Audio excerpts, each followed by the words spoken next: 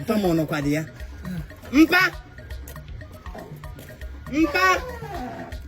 Look at the pam gara won no ya. Mpa. Open the gate. Open the gate. The pam. The blood of Jesus. Na Jesus adiworo mama. Mpa. Hey. Open the gate come here. Hey. Ele ke pati de gate. Musa ba shere muzo o.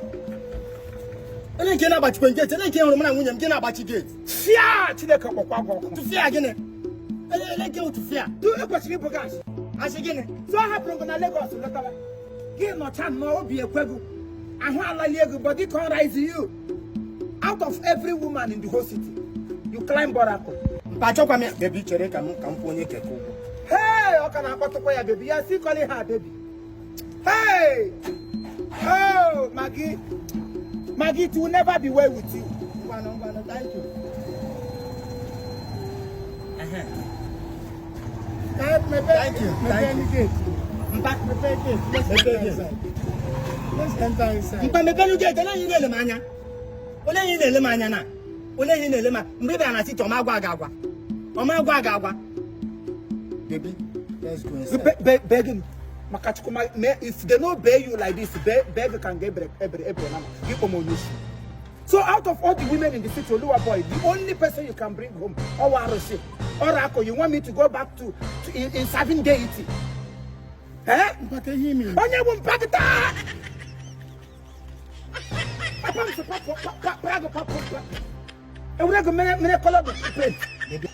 Hito ne mege. Mwana abaka na afọ. Abompo ye kinki na boba no mo me kai na. What agree to do is let me go out of witch.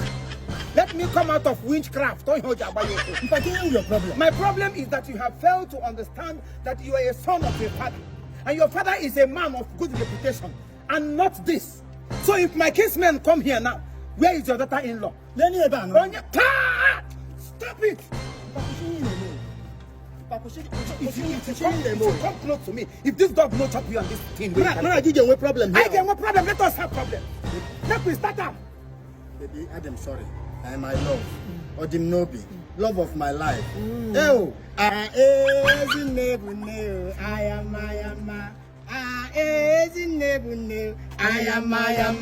This one follow. This one too follow for this. What we supposed to sing for this one now? A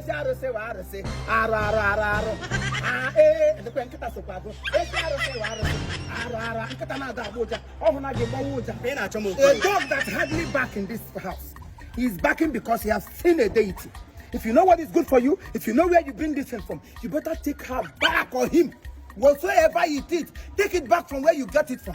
You cannot enter this house. Except when I'm dead. But for the fact I'm still living, you cannot enter my compound. Baby, you don't need to worry. This is my father's house. If you thought this is your own father's house, go to your father's. If you think, oh, I don't know. Man, I think you have a very big problem there. Go to your own father's house. This is my own father's house. Okay. Go to your own. Baby, this is my father's house. Let's go. Why you didn't have under consideration? Hey, what them underwear? I can never have it, and I am not even praying to have under consideration mine. Whatever you say it is. I can never. So if you were me and your son bring back this thing, you will accept. Give no butter. Eh? I give you a problem. Baby, I'm sorry. Baby, come back now. You can't leave me here. Eh? Let me check another. No, now, baby, don't do this now. Let's go inside. One about let me go. Sorry. You'll be fine, baby. You'll be fine. As long as your father didn't accept me, there is no need of me being here. Let me go. In fact, it's better for me to go and be a tenant somewhere here. No, yes, baby, this is my own father's house. He can go to his own father's house. This is my father's house. Let's go inside. Obere nwa na amiri elu obi esikwe ego ike obere nwa na amiri elu obi sikwe ego ike o obi sikwe ego ike o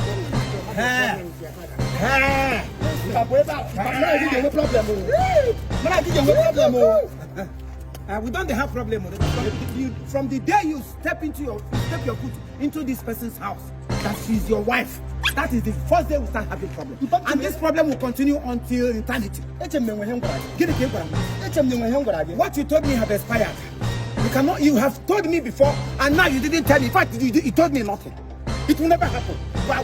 Baby, don't worry. Baby. But I'm also going to get out. Yeah.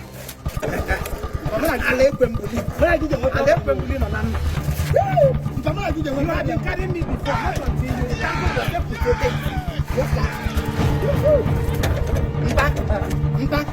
I love my wife. Baby, enter inside.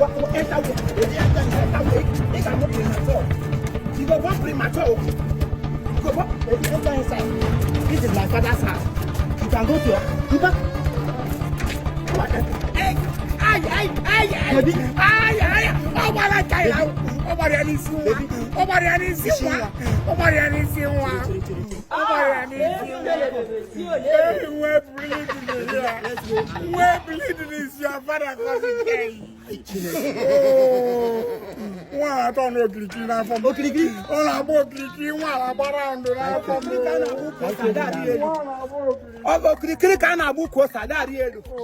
Round we run pepper tree. We are going to climb it.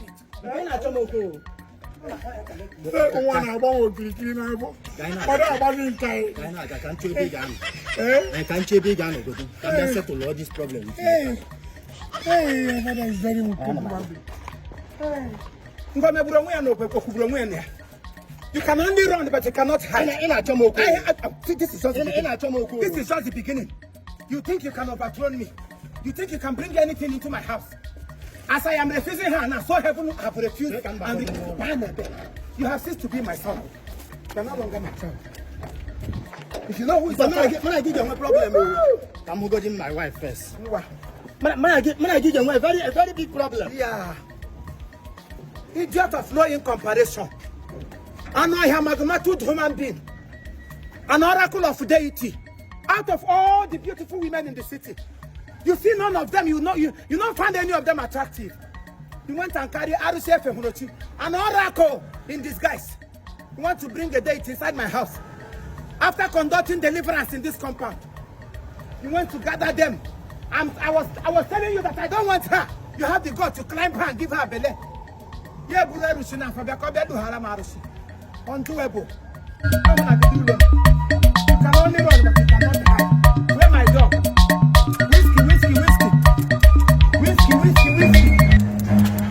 Whiskey. There, back at the water.